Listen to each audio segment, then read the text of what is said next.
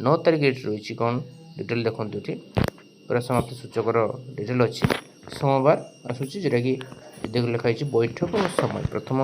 बैठक जोटा कहते फास्ट फेज सेकेंड फेज सकाल 7 ରୁ 9 प्रथम बैठक द्वितीय बैठक समस्त श्रेणी सकाल 9:30 ରୁ 11:30 जोटा कि आपंकर प्रथम श्रेणी रही 1.5 घंटा बा 1 घंटा 30 मिनिट जो कहला मातृभाषा लिखित तो ये आम जोटा कहूँ जे आकलन 6 तारिख 6/3/2026 मातृभाषा कथा एवं एठी से कथा मध्य आउ टिके स्पष्ट करछि जेटा कि आकलन 2 हबो तार होछि 7 ରୁ 9 जोटा कि आपनकर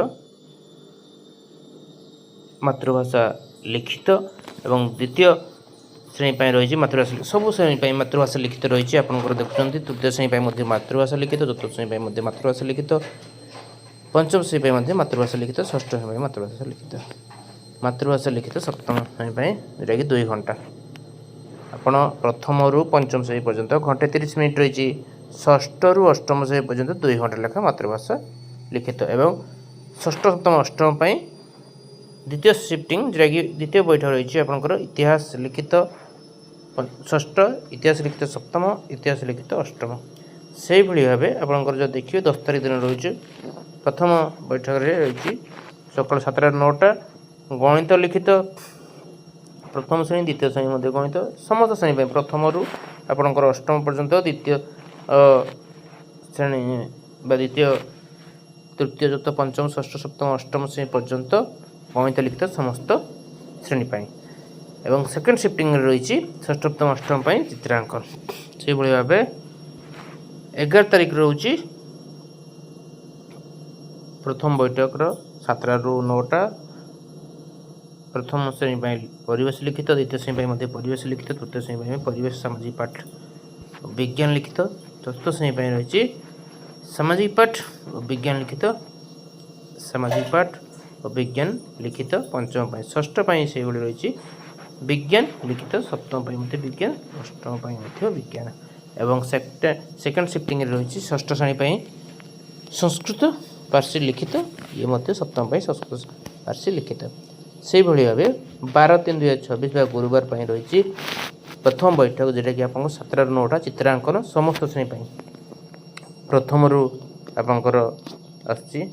पंचम श्रेणी चित्रांकन षष्ठ सप्तम अष्टम रही भूगोल लिखित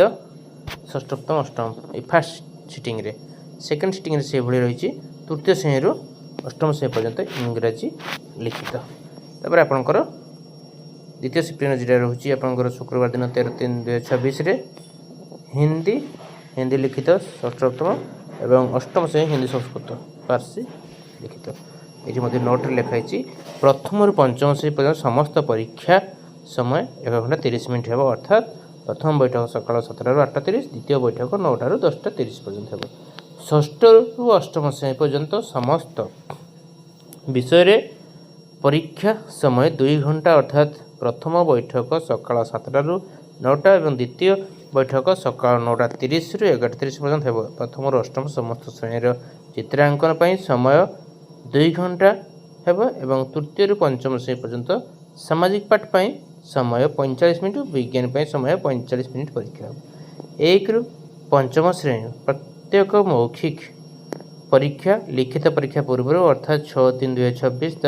7/3/2026 बंधुगण ये थिला आपंक पई किसी सूचना ओडिशा विद्यालय शिक्षा प्राधिकरण